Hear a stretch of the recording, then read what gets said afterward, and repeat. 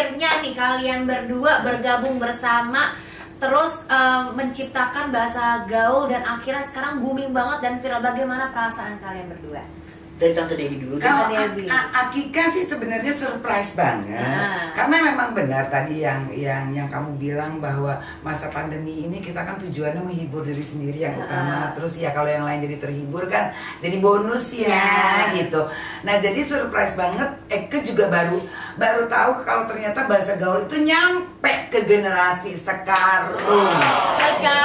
Generasi sekarang. Gitu. Jadi ya seneng, happy, ya intinya pokoknya tujuannya buat menghibur gitu aja lah. Gitu.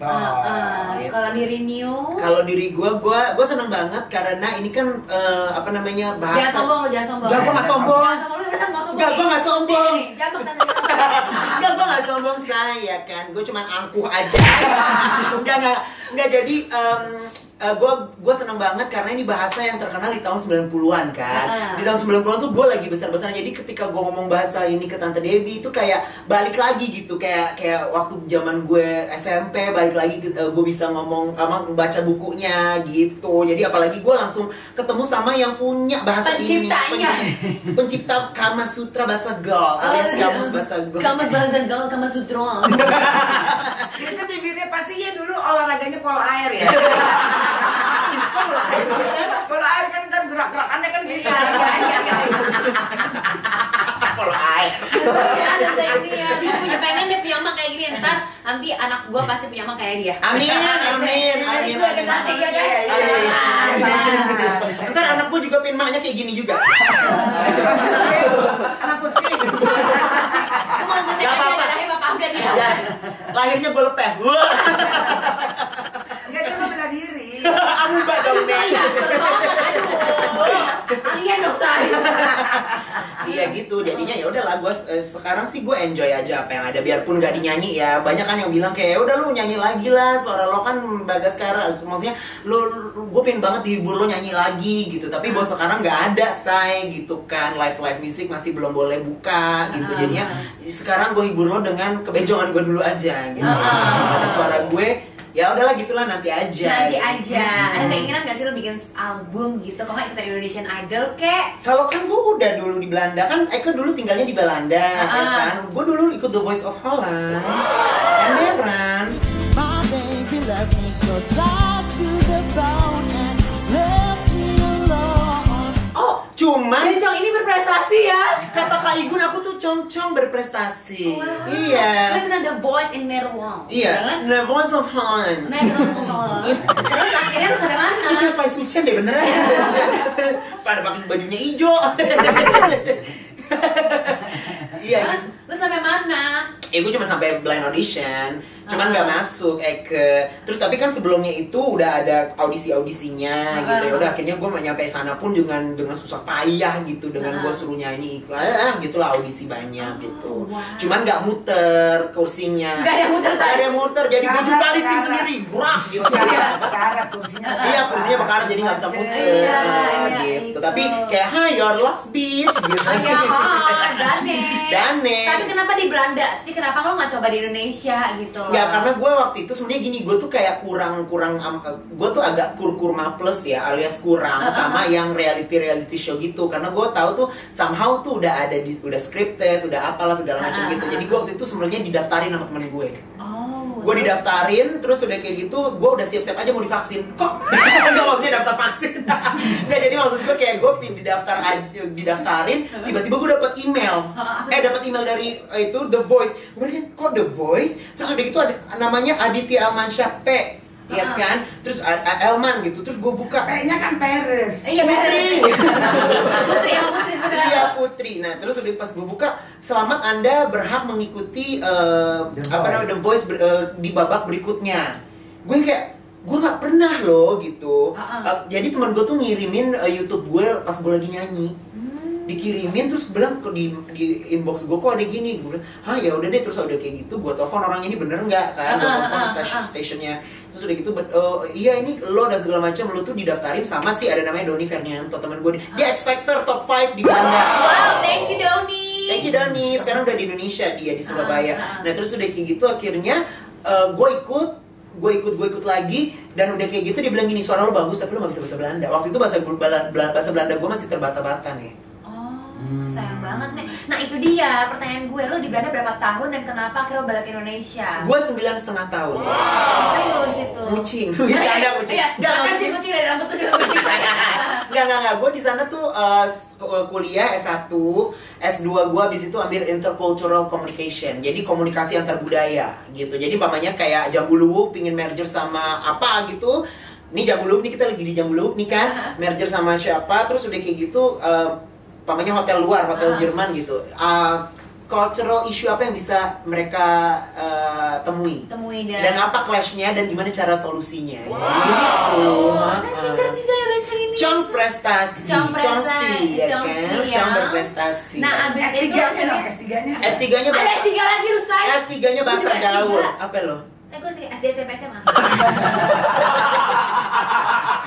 Ini S3 dong. Iya benar. Ya gue gak salah. Benar. Iya dong. Tunggu dia benerin dulu. Ih, aurat saya.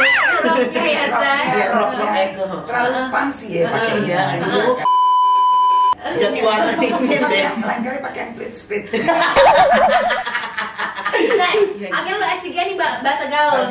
Iya, nggak jadi nggak S3, maksud gue ini gue baca. Gue tuh bisa 5 bahasa ya, bahasa Inggris, bahasa Belanda, Spanyol, Portugis, sama bahasa Indonesia. Dan gue bisa lah bahasa gaul, bisa lah ya gue gitu. Tapi yang laku ini say, yang gak pernah gue pelajarin gitu. Lo agak malu gak sih sama diri lo sendiri? Iya, gue gak malu. Jangankan gue, mak gue juga malu sama gue. Kayak lu tuh, mak gue tadinya gini, kamu yakin udah S2 gak mau kerja aja? Enggak, aku maunya jadi airtong. Gue bilang gitu. Mak, aku pingin jadi airtong. Gue bilang gitu. Jadi emang sebenarnya itu cita-cita lo menjadi seorang airtong? Iya, di wisuda loh. Gue di wisuda pas udah diginin, mama aku pengen jadi airtong S2 tuh. Gue mau jadi artis aja, gue udah capek kerja kantoran. Gue berantem sama bos gue. Karena ya suatu hal ya, masalah kerjaan lah gitu. Terus udah gitu kan, ya namanya juga ngondek bici kan ya. Jadi kayak apaan sih lo, gitu. gitu gimana sih? Apaan sih lo. Ya Allah. Lagi nih, apaan sih lo. Iya gitu, jadi gue yang kayak gue nggak mau kantor, karena kantor itu sebenarnya sangat kompetitif dan udah kayak gitu nggak bergerak kan, nggak pindah-pindah. Kalau gue kan kalau di entertainment kan besok di sini, besok di mana, ketemu orang-orang baru segala macam. Gue pengen yang kayak gitu. Gue bilang, lo yakin nggak mau? Lo oke deh kalau mau di entertainment setidaknya lo jadi news anchor. Ya Allah, kan gue ngondek begini ya kan. Allah masih di musik. Terjadi gempa kan nggak mungkin. Ya kan? Iya. Terjadi gempa di Jepang berskala Richter 9, nggak mungkin. Iya, nggak mungkin. Nggak mungkin kan, Nek? Kayaknya harus bikin nenek. Jangan salah lu. Iya. Ini Rambetura tapi lo ngomongin kayak gitu. Iya, boleh ntar gue bikin kayak gitu. Gue bilang, aduh kalau news anchor terlalu serius. Aku nggak mau yang serius-serius banget, mau yang cowok-cowokan aja. Ya udah gue coba dari nyanyi.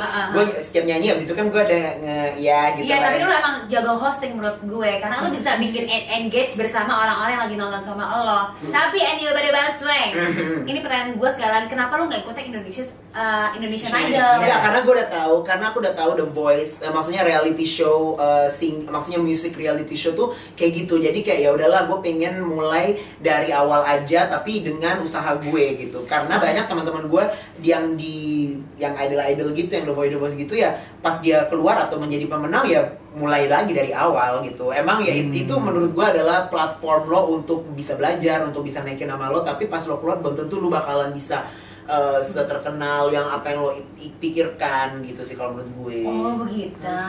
Jreng gitu. Begitu jreng. Dan akhirnya puji Tuhan lah, karena pandemik ini walaupun gak bisa nyenyong ya kan, malahan sekarang jadi berkah. Amin. Ini menurut gue pandemi itu kayak blessing in disguise. Betul. Gitu. Jadi apa yang lo dapat selama pandemik ini? Selama pandemik ini gue dapetnya bencong, gue tambah ya, terasa bencong gue. Itu yang gue rasa. Iya gak sih? Apalagi ketemu Desa, tambah bencong saya. Aduh.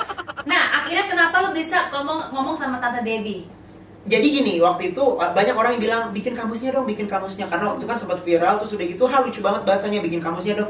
Gue bilang, lu mana aja, kayaknya tuh generasi Z ya, Iya, Gen Z betul, itu kan betul. nggak tahu ada kamusnya. Terus udah kayak gitu, akhirnya gue bikin lah reaction dari komen itu, kayak guys, udah ada kamusnya. Gue kasih tunjuk tuh, nih kamusnya tuh kayak gini, segala macam, ditulis oleh Tante Debbie Sartian dan segala macam. Gue tag dia, terus dia yang kayak komennya thank you so much ya, Like Ma. Terus Dia saya bilang, like Ma. ya ambiar, tangki minyak ya. Thank you banyak ya. Iya, thank you gitu. Terus akhirnya dia nge-DM, terus udah gitu yang kayak ya ayo, maksudnya kayak ayo kapan-kapan ketemuan. Dia bilang gitu kayak ayo banget gitu. Dan rupanya Desa sama gue nggak jauh tempat tinggalnya. Oh, deket ya, tetanggaan ya. Dekade. Oke, sekarang Tante Debbie. Tante Debbie sudah melewati beberapa tahun dan sudah bergaul dengan begitu banyak bencong-bencong Indonesia. Apa sih perbedaan bencong-bencong yang generasi yang Tante dulu tahun 80-an dan juga sampai tahun 2000-an ini? Yang paling utama ya kalau di bencong-bencong itu ada kreativitasnya. Itu yang terus, mau itu dibilang tua, mau itu dibilang muda, kreativitasnya sangat tinggi. Jadi Eke juga mengapresiasi, ya kan? Setiap orang kan pasti dikasih kelebihan dan kekurangan. Semua yang ada kekurangan pasti ada kelebihannya. Yang ada kelebihan pasti ada kekurangannya. Betul. Jadi yang paling utama, mau itu tua, mau itu muda, bencong-bencong itu sangat tinggi kreativitasnya. Wow, jadi itu yang tidak pernah pudar dari seorang bencong ya, ada kreativitasnya. Tapi gue pernah baca nih, ini serius Ini nih. coba lagi. Ini serius nih ya. Ini kayak betul banget gitu. Operasi. Nggak, ini gue pernah, biasanya orang yang kayak dari komunitas yang kayak waria, transgender atau LGBT gitu, mereka itu otak kanannya lebih jalan, jadi kreativitasnya lebih jalan. Makanya di entertainment banyak yang cong ya, say. Gitu ya, bener rupanya tuh bencong-bencong itu otak kanannya lebih jalan. Jadi kalau lo nggak bencong, sorry ya, say, lo nggak kreatif. Canda. Karena bener juga saya. Nggak, maksud gue biasanya kalau yang kayak gitu tuh emang otak kanannya lebih jalan, terus jadi kreativitasnya juga jalan. Itu yang gue baca di artikel ya, menurut buku yang gue baca. Oh wow, jadi menurut penelitian ya. Menurut penelitian. Penelitian bener gitu. Ya, sekarang Tante sudah berkecimpung di sosial media, nih digital ya. Tante dapat gak sih haters juga? Seorang Tante Debbie gitu. Kalau aku mungkin karena udah terasah dari dulu mentalnya, zaman aku di Lenong Rumpi itu kan ya, yang show tuh pernah ditimpukin. Seriusan Tante? Pernah. Ditimpukin. Ditimpuk, turun, nggak lucu, turun. Jehong ya nih. Zaman sekarang nggak ada ya nih kayaknya. Zaman sekarang mungkin lebih kepada komen-komen, ya kan. Jadi karena udah terasah dari dulu, jadi aku pikir siapapun berhak mengeluarkan pendapat mereka gitu ya. Kalau kita kan akhirnya bisa menilai sendiri apakah ini bentuknya kritikan atau bentuknya hinaan, ya kan. Nah, intinya sebenarnya kalau buat aku ya udah dibaca aja, kalau mau dibaca, kalau enggak ya udah. Tapi buat yang nggak suka sama kita juga ya udah di skip aja, nggak usah kasih komen-komen yang bikin dosa sendiri gitu. Ya nggak sih? Iya, tapi dengar-dengar Elman sampai sakit hati tuh, ada yang beberapa haters. Karena gue juga gue di bidang entertainment dari dulu, tapi nggak pernah serame ini, nggak pernah viral ini gitu loh. Jadi tiba-tiba banyak komen. Gue waktu itu bikin konten bahasa gaul sama nyokap bokap gue, terus banyak yang bilang ini pasti bokap nyokapnya malu. Ada yang bilang kayak ngedoain gue pakai ayat-ayat Tuhan, say. Aduh, apa ini kayak gini, kayak gitulah, Nek. Terus udah gitu banyak yang kayak ya Tuhan jauhkanlah aku dari keturunan yang seperti ini. Keturunan lo emang bakalan bagus gue gitu. Terus you think you iya, flower. you think deep, emberan. Terus udah kayak gitu akhirnya gue kayak wah gila, separah banget ngomongannya. Pernah gue balas sekali tapi dibalas akhirnya gue sendiri yang capek gitu. Gue sempet depresi, maksudnya depres gitu, kayak frustasi gitu, kayak gimana. Sempet drop yang itu, sempet gue positif kan. Kalau sekom mah dari dulu ya. Iya. Kalau positif kan belum ya. Nah terus udah kayak gitu akhirnya ya udah, akhirnya gue sempet apa mau delete aja, gue udah capek kayak penat banget nih sama yang kayak gini gitu loh. Tapi akhirnya teman-teman gue dan keluarga gue yang iniin gue, yang nge-support gue lagi gitu. Kayak ya udah, gue nanya ke nyokap gue, emang mama malu, emang ke bokap gue, emang papa malu. Terus nyokap gue cuma bilang ya malu. Enggak. Nyokap gue malah bilangnya kayak, ya maksudnya ya enggak lah, ngapain malu segala macam. Mereka tuh kan nggak tahu kehidupan kamu kayak gimana, mereka nggak tahu mama segala macam, ngapain lu pikirin gitu. Ya benar juga sih. Iya. Ya udah, ya bener sih, kayak diemin aja lah gitu. Diemin aja. Anjing ngomong bagus deh, bagus deh puji Tuhan ya. Itu baru kata-kata. Emang sekarang kan mulut itu sangat tajam ya, Say. Lebih tajam daripada ditimpukin, Say. Iya, daripada ditimpukin. Nah, tapi lu boleh deh. Tapi yang penting jangan, istilahnya jangan memfitnah, ya kan? Benar. Tapi mendingan difitnah daripada daripada dibunuh ya. Iya sih, bener juga ya. Fitnah lebih kejam. Iya bener sih. Fitnah lebih kejam daripada pembunuhan. Tapi plot twist banget tuh bahasanya. Betul. Emang kalau udah bahasa Inggris susah ya, Say. Oke, last but not least untuk kalian berdua, rencana kedepannya apa nih? Kalau gue dulu, dia dulu.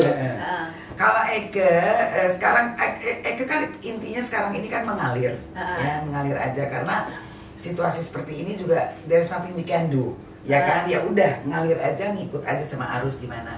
Nah sekarang ini yang ada di depanku yang udah jelas kan ada si Delman ini, Debbie dan Elman Gaul. Terus yang kedua, Eke lagi mempersiapkan kamus bahasa gaul yang keempati. Empatis. Yang keempat.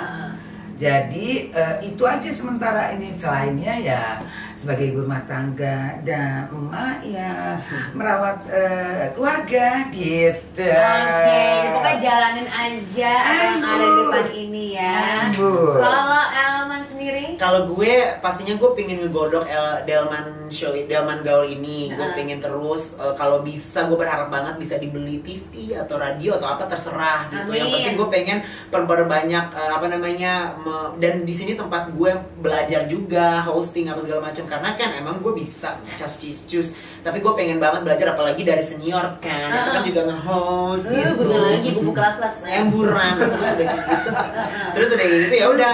Bukan ngelak-ngelak. Kok gitu ya? Iya. Ya kan ngomongnya gitu kan, gimana menurut Ngana? Iya. Jadi kita tuh elegan tapi karena Tuhan pasti yang terbaik. Iya, ya gue berharap itu aja sih. Yang penting Delman Gaul bisa naik, bisa lebih naik lagi. Terus udah gitu TikTok gue juga kan gue masih upload TikTok. Ya udah gue juga pengen upload TikTok gue, followersnya makin nambah. Dan ya mudah-mudahan aja gue berdua bisa dapet reguler di TV kayak di mana kayak gitu aja sih. Amin. Ajak-ajak kali Indonesia's Next Top Model. Iya. Ya mungkin season 2. Amin ya. Siapa sih kontaknya ini? Thank you so much buat Tante dan juga Aman. Thank you so Minya. much. Sama-sama. Tapi anyway, jangan lupa untuk subscribe, like, and comment down below, dan of course follow their social media, TikTok dan juga Instagram mereka semua, dan YouTube channel mereka. Terima kasih, bye-bye. Dadah.